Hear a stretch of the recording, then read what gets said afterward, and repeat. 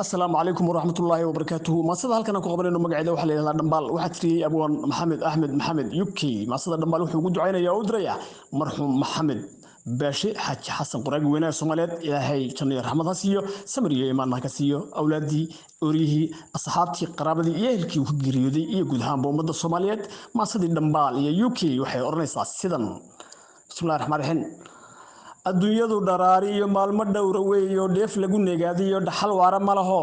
dhidib loo cuskado iyo male tiir dhexaadoo nusuusha dhigayso ruux la dhaafi maayo markay ka dhamaataa waayuhu ku dhiibaan geerida dhandhamisa nafna kala dhaqaaqdaan waa la dhimanayaayo qof kastoo dhex jooga waa ka dhoofayayo akhriu dhaadhicin hoygii dhabta ahaa baad u dheelmataayo dhulka 2 mitir baad dhinac u jiiftaa dhalashaan shaqaynayn ehelkaana dheeraa waxaad camal dhintaysaad saaxiib ka dhigataa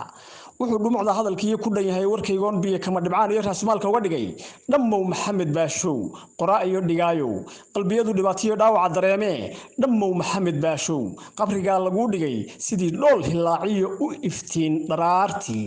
dhammow maxamed baashow rabbigay ku dhowriyo wax ku dhiba sideedaba dhaayaha uma arkaan amiin dhammow maxamed baashow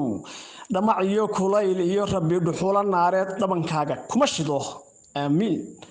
dhammow maxamed baashow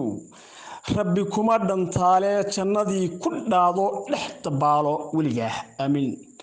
wama sidii UK